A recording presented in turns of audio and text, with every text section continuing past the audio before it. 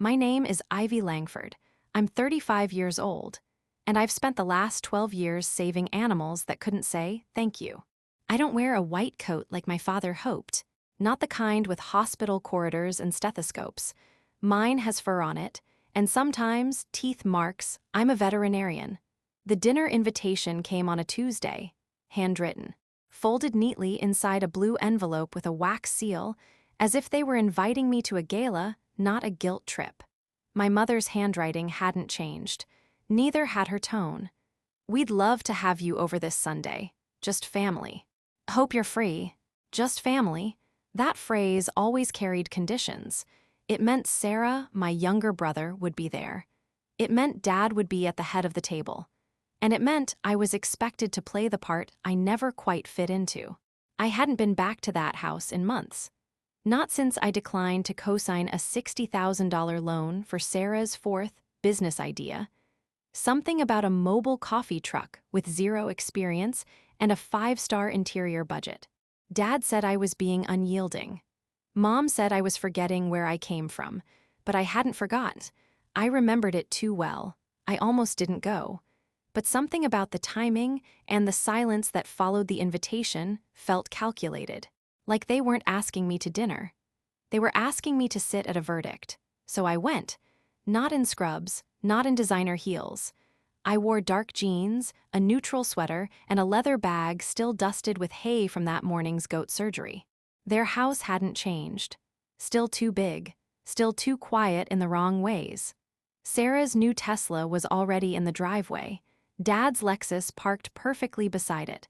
I tucked my keys into my coat, didn't want them to see I still drove the old Honda. Mom opened the door, too fast, too smiley, too rehearsed. "Ivy, darling, you made it." She leaned in for a hug, but I didn't.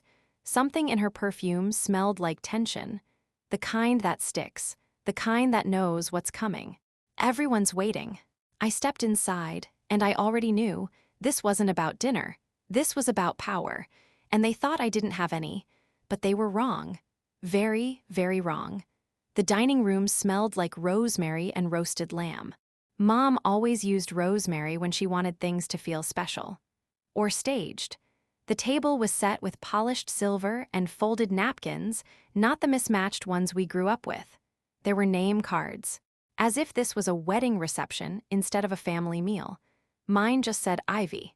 No doctor. No Langford. Just Ivy, the name you use when you want someone familiar, but not important. Sarah was already seated, swirling wine in a crystal glass like she'd practiced it. Dad sat at the head, fingers drumming on a manila envelope next to his plate. His wedding ring glinted under the chandelier, the only thing in the room that felt honest. "You're late," Sarah said without looking up. "You didn't confirm RSVP, but we figured you'd de-show. You always do." I smiled without teeth. "Don't worry, I won't stay long." Mom gave me the look, the one that said, "Don't start." The one she wore at school assemblies when I refused to smile for photos. "Sit, Ivy. Let's have a nice dinner." Nice, that word was always her shield. Nice meant, don't ask questions. Don't make them uncomfortable, be smaller. We ate in near silence. Forks clinked. Sarah checked her phone twice. Dad kept one hand on the envelope like it might fly away if he let go. When dessert came, lemon tart with the perfect burnt sugar top, Dad cleared his throat. We wanted to bring the family together to discuss something important. "It's about the estate," Mom added, her voice suddenly professional. I knew it. Of course it wasn't just dinner, it never was. "We've updated the will," Dad said. "Given recent events and financial realities, we've had to make some tough decisions." Sarah sat straighter. Her earrings caught the light. She was glowing like someone who already knew the ending. "We've decided," Mom continued, "that since you've built a stable career and Sarah is still rebuilding, the inheritance will reflect that reality." I looked at Sarah, fresh manicure, Cartier bracelet, still rebuilding, apparently. "To be clear," Dad said, sliding the envelope toward me, "you'll no longer be listed as a beneficiary. The house, assets, and accounts will go to Sarah. It's what makes the most sense." I didn't touch the envelope, didn't even blink. "So," I said slowly, "you're cutting me out because I didn't want to fund another one of Sarah's miracles." It's not about that, Mom replied too quickly. It's about fairness. Fairness? I laughed, not loudly, but the kind that chills a room. You mean rewarding codependence and punishing independence. Got it. Sarah shrugged. You don't even need the money, Ivy. You have your little vet thing. My little vet thing. I'd performed surgery on a dying mastiff at 3 a.m. the night before. Held a sobbing teenager's hand as we put her cat to sleep that morning. But yes, my little vet thing. Well, I said, standing, I'm glad you all feel so confident in your plan. Where are you going? Dad asked, suddenly uneasy. Home, I said. You made your choice, and now so have I. And I left, the envelope still on the table, the tart untouched, and the storm just beginning. The night air outside was colder than I remembered, or maybe I had just been too numb inside that house to feel anything at all. I didn't slam the door, didn't scream, didn't leave behind some scathing monologue like they probably expected. No, I walked out the same way I had entered. Quiet, on my own 2 feet, and completely unseen by the people who claimed to know me best. When I got into my Honda, I sat for a minute, engine off, hands still on the steering wheel. It didn't hurt the way I thought it would, because this wasn't new. It was just official now. They hadn't erased me from the family. They'd never really written me in. The next morning, I opened my clinic like nothing happened, fed the boarding cats, checked on a border collie with a sprained leg, stitched a gash on a baby goat who'd tangled himself in barbed wire. None of them asked me how dinner went, and that was the best part. They just needed me, and I showed up. For the next few weeks, I became a ghost in my own bloodline. No calls, no texts, no passive-aggressive group chats with photos of Sarah's brunches or Dad's latest backyard project. I blocked their numbers, not out of spite, out of peace. Because I'd spent too many years being the emergency contact they only remembered when something was broken, a body, a bill, a reputation. But I was done being a band-aid for their bad choices. I wasn't bitter. I was busy. I ran checkups for rescue shelters, started a weekend program for low-income families to vaccinate their pets for free, applied for, and quietly won, a regional grant to expand my mobile clinic. Every so often, I'd pass a family walking their dog on Main Street and wonder if they had any idea how much it cost me to smile and say, "What a beautiful pup." Olive, my golden mutt, became my only roommate. She never asked for more than a belly rub and a warm blanket, and she never judged me for leaving that house with nothing but my name. One night, while charting follow-ups on my living room floor, Olive nudged her nose against my knee. She was looking at me like she could sense it. That shift inside me, the one where you stop begging to be chosen and start choosing yourself. I scratched behind her ears. They think I walked away because I was angry, I whispered. But the truth is, Olive, I walked away because I finally knew how to stay gone. Outside, the wind howled against the windows, but inside, I was warm. And for the first time in years, I wasn't waiting for a phone call that would never come. I had cut them off, and I hadn't lost a thing. It was a Thursday, late afternoon. I had just finished a routine dental cleaning on a Pomeranian with more attitude than teeth when my assistant knocked softly on the office door. "Ivy, you've got a call." "Line 2, said it's urgent. I sighed, wiping my gloves clean. "Client name."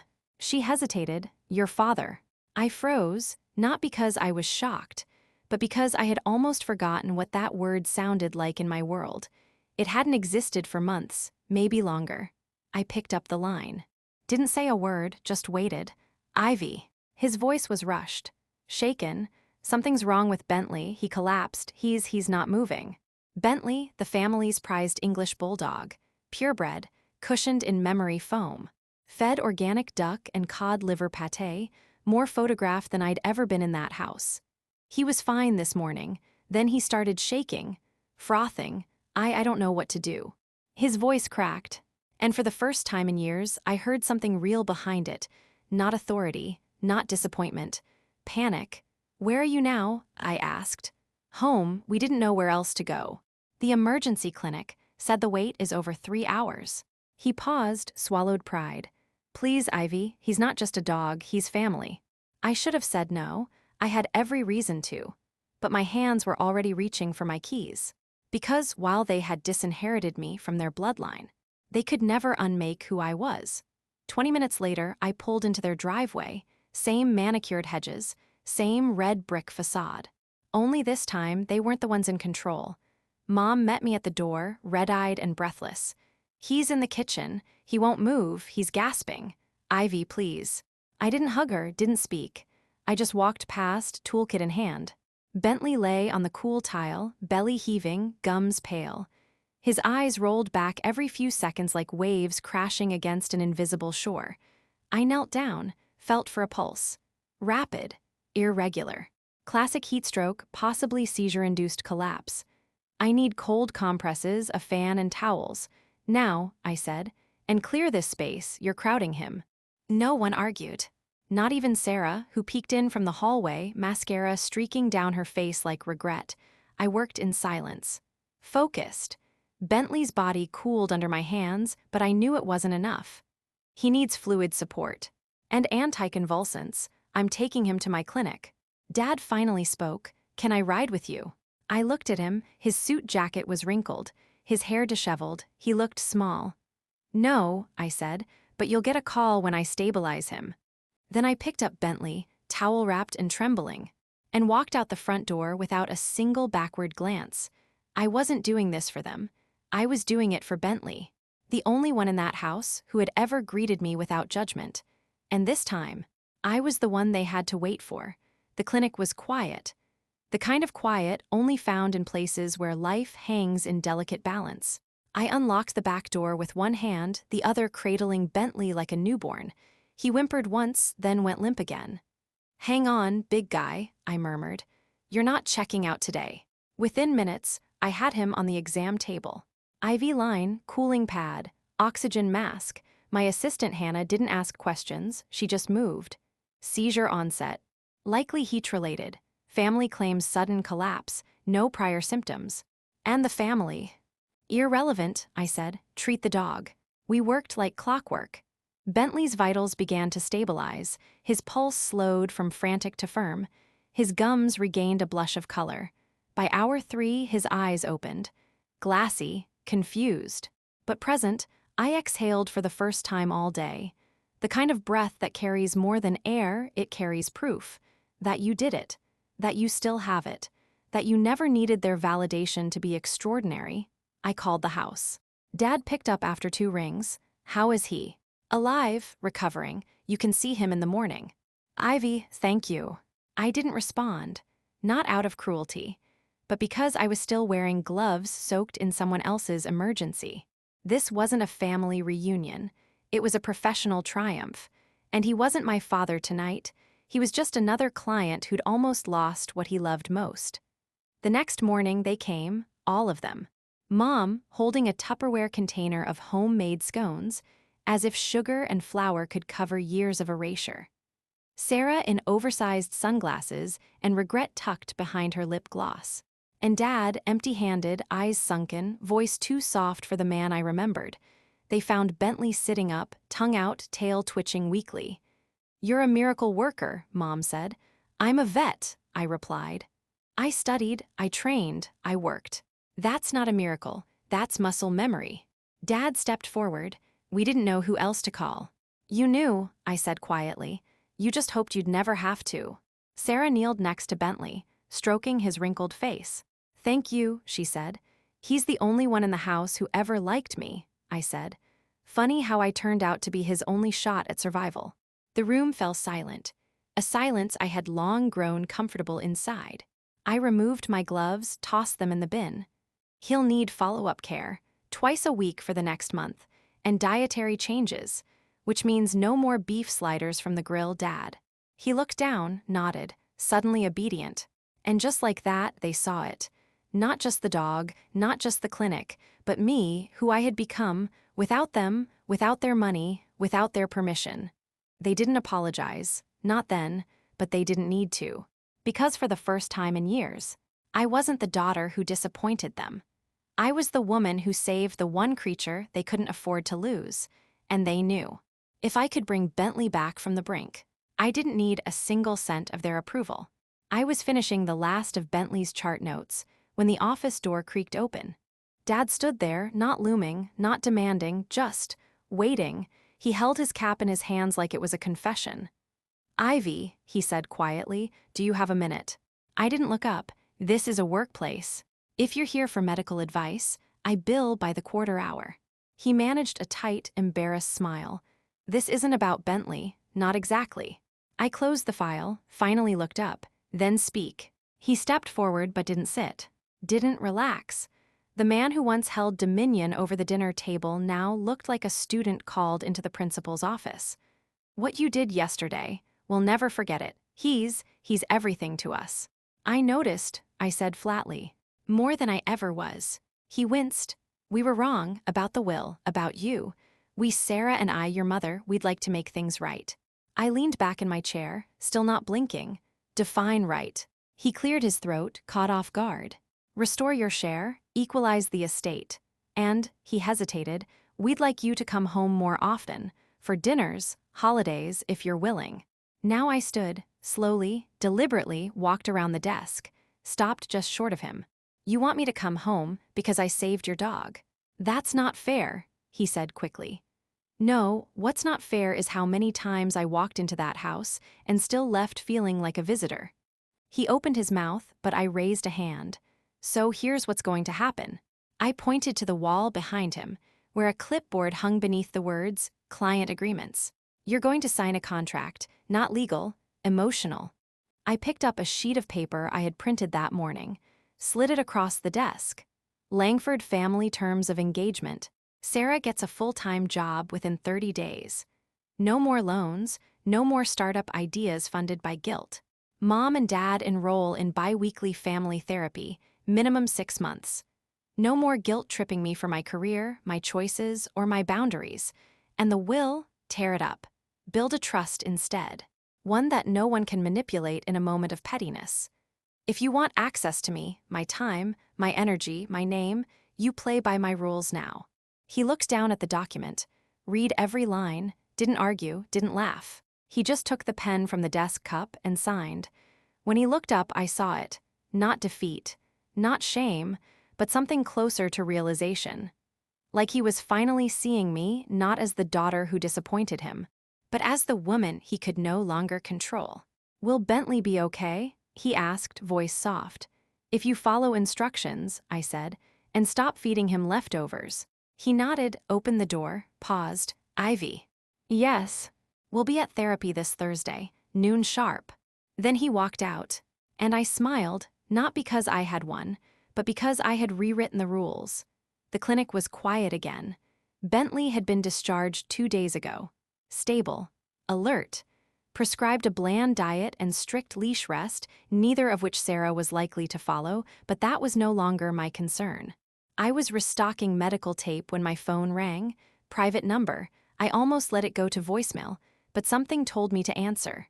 "Ivy." My mother's voice, softer than I remembered. No edge, no sugar-coated guilt. Just breath and hesitation. "I didn't want to call," she continued, "but I thought maybe it was time." I stayed silent. "Your father said you made him sign a contract." There was no accusation, almost admiration. "He's been pacing the kitchen, like a student before finals." Still, I said nothing. Let her sit with the silence she used to drown me in for years. "You were always the strong one," she said, more to herself than to me. "I thought if we pushed you hard enough, you'd bend the way Sarah did. But you never bent, you just left." "No," I said finally. "I didn't leave. I just stopped bleeding for people who kept cutting." She exhaled sharply, not in anger, but the kind of breath people take when something hits home. "I want to understand," she whispered. "Not to fix, not to beg, just understand." I looked out the window. A golden retriever was sniffing the fence line outside, tail wagging like forgiveness. "Then start by answering this," I said. "Why did it take almost losing a dog to notice the daughter you already had?" There was no quick reply. Only silence, but this time it wasn't defensive. It was honest. "Because I was wrong," she said at last. "Because I thought love looked like shaping someone, not protecting who they already were." That stopped me. not because it erased anything, but because, for once, she wasn't defending herself. "You don't owe me anything," she said, "but if someday you find a way to let me, try again, I'll come quietly. I won't force the door." I let the pause stretch. "There is no door," I replied. "There's only a gate, one you build slowly, one that doesn't swing for everyone." She didn't cry, didn't hang up, she just said, "Then maybe I'll bring a hammer and help build the fence properly this time." And for the first time since I was a child, my mother wasn't speaking as a judge. She was speaking as a woman who had finally stopped pretending she was right. We ended the call without resolution. No promises, no plans, but it was a start. And this time, the rewriting wouldn't be on legal paper. It would be in the way we spoke, or didn't. In the space we left for each other, instead of filling it with conditions. I saved her dog, and maybe, just maybe, I cracked open something they thought was locked forever. Not the will, not the inheritance. The truth. The invitation came by text this time. Simple, not dramatic. "Dinner on Sunday, 6 p.m., just us, if you'd like." Mom, no capital letters, no guilt baked into the commas, no manipulative PS about Bentley missing you. Just a sentence and a choice. I stared at the message for a full minute before responding. "I'll bring dessert." The house looked smaller than I remembered. Maybe it was the lighting, maybe it was me. I wore navy slacks, a white linen blouse, and brought a container of lemon rosemary shortbread I'd made that morning. The irony wasn't lost on me. The door opened slowly. No sudden hugs this time, no air kisses. Mom stood back and said, "You look well." "I am," I replied. Sarah was already at the table, helping set the plates. Her posture wasn't sharp like usual, no performative gestures, no glass of wine she didn't pay for. She gave me a small nod. "Hi, Ivy." "Hi, Sarah." Dad emerged from the kitchen, carrying a tray of roasted vegetables.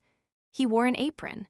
That alone was unsettling enough to qualify as a minor miracle. "You cooked?" I asked. "No," he said. "I watched. Mom still doesn't let me near the stove." We sat. There was no envelope on the table. No forced toast. Just roasted chicken, grilled carrots, and conversation that tiptoed around the usual landmines. Halfway through dinner, Sarah spoke. "I got the job." I looked up. She didn't meet my eyes, just cut her chicken into equal pieces. "Office assistant, full-time, benefits." "Good," I said. "Wasn't easy," she added. "It's not supposed to be," I replied. No venom, no bite, just truth seasoned with quiet resolve. Then Mom turned toward me. "We spoke to the lawyer." "About what?" I asked, knowing exactly what. "The will," Dad said. "It's being replaced with a trust, managed equally, tied to effort, not entitlement. So if Sarah quits her job and tries to sell Tupperware again, she's out." "Precisely," he said. "Same for all of us." I nodded, didn't smile. But something settled in my spine, like the final tile clicking into place after years of wobble. Then Mom did something she hadn't done in a decade. She asked, "How's the clinic?" "Busy. We're adding a surgical suite next quarter." "And are you happy?" I paused, not because I didn't know the answer, but because I never thought she'd care to hear it. "I am," I said, "not because everything's perfect, but because it's finally mine." We finished dinner without drama. No tearful speeches, no emotional outbursts, just three people who once broke me, trying to rebuild a table, where I no longer sat at the edge. After dessert, as I gathered my things, Mom followed me to the door. "You know, we don't expect you to forget anything," she said. "Good," I replied, "because I don't." She nodded, held my gaze, didn't flinch. "But we hope maybe someday we're worth forgiving anyway." I stepped out into the night. The porch light flickered softly behind me, not begging, just offering a glow. And for the first time in years, I didn't leave angry, I left in control. 2 weeks after the dinner, I opened a new folder on my desktop. Name: Bentley's Trust. Subtitle: Because some lives don't have voices, but they deserve futures. The idea had come to me that night, watching Bentley nap in the corner of my clinic, curled into the blanket Sarah had finally learned to wash herself. He looked safe, and for the first time I realized I hadn't just saved their dog.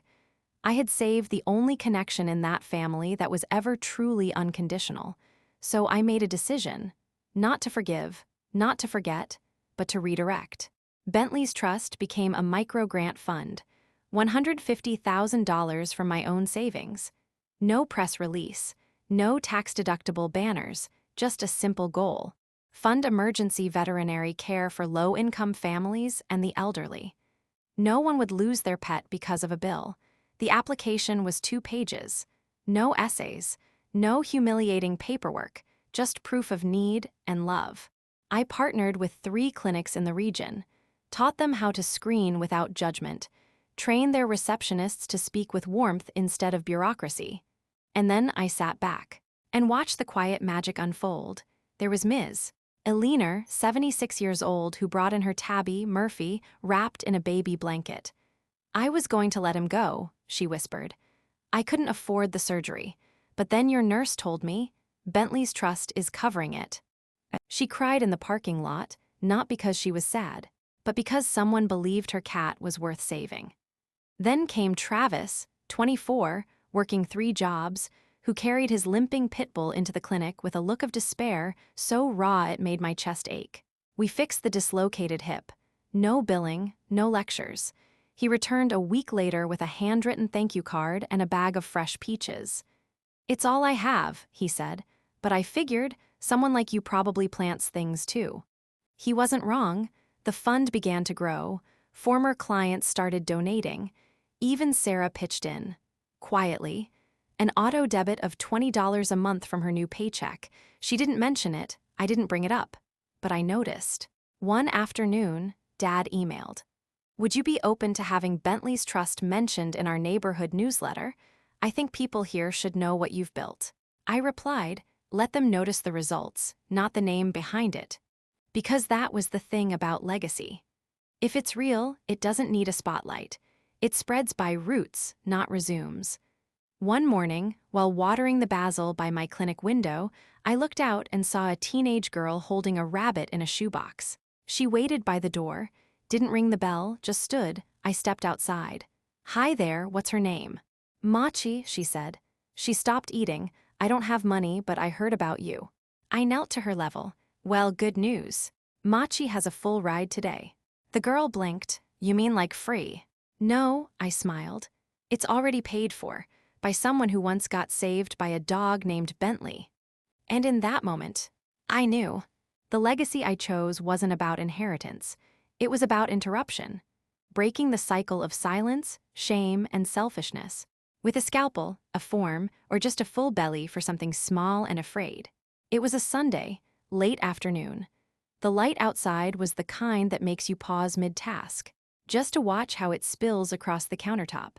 I was planting thyme along the back fence. Olive was chasing a moth in circles, her tail a blur of golden defiance. I had just pressed a root ball into the soil when I heard it. The sound of tires crunching gravel, not fast, not frantic, just certain. I stood brushing dirt from my hands. He stepped out of a silver truck. Denim jacket, calloused palms, same steady energy. "Leon," he didn't wave, didn't smile wide. Just nodded, the way you do when someone's porch still feels like part of your map. "You came back," I said. "I never really left," he shrugged. "Just had things to finish. Now I want to build something that doesn't need finishing." He walked toward me slowly, hands empty, heart full. The Arizona project's done. Solar integration, irrigation logic, everything. "So what now?" I asked. "Now," he said, "I want to see if the offer still stands." I tilted my head. "What offer?" He gestured to the raised beds, the ceramic pots, the string lights that hadn't turned on yet but always waited. "The one where you said I could have space in your garden, not your life, just next to it." I smiled. "The mint bed's open." "Perfect," he nodded. "I brought seeds." That night, we didn't talk about feelings. We made lentil soup and baked flatbread, sat on the porch, listened to the frogs argue in the ditch. He told me he'd read about Bentley's Trust in a vet tech forum.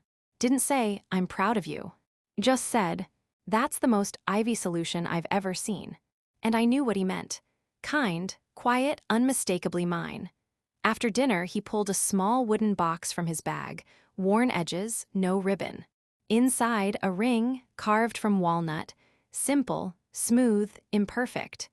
No speech, he said. No proposal if that's too much, just a marker. For the day I stopped wondering where I belonged. And remembered it was next to the woman who taught me how to repot my own roots. I didn't cry. Instead, I untied the frayed cloth bracelet I'd worn since my first year running the clinic, looped it gently around his wrist, tied it, twice. I don't need a title, I said. But if you keep standing here at sunset, you'll never have to ask where you fit. Weeks passed, then months. Bentley's trust expanded to 4 more counties. I trained 2 interns. Sarah got promoted. My parents started sending postcards instead of apologies. We never had a healing moment. No violins, no declarations, just space, respect, and the quiet kind of care that takes root slowly. One Sunday, Mom visited. She helped transplant chamomile into the side bed. When she left, she didn't say, "We're proud of you." She said, "I hope you're proud of you." And strangely, I was. Today, there's a new sign outside the clinic. It doesn't say, "Langford Veterinary." It says, "Root and Rescue, where every life matters." We still treat rabbits with gas bubbles, cats with attitude, dogs with stories behind their eyes, and in the back, there's a bench under the mulberry tree. Leon built it from reclaimed fence posts. On it, he carved a single sentence, "Grow anyway, even if no one's watching." And now, they are watching, but I don't build for applause. I build because this is who I am. No longer the forgotten daughter. No longer the emergency contact. Not someone's disappointment. Not someone's backup plan. Just Ivy. And finally, that is more than enough.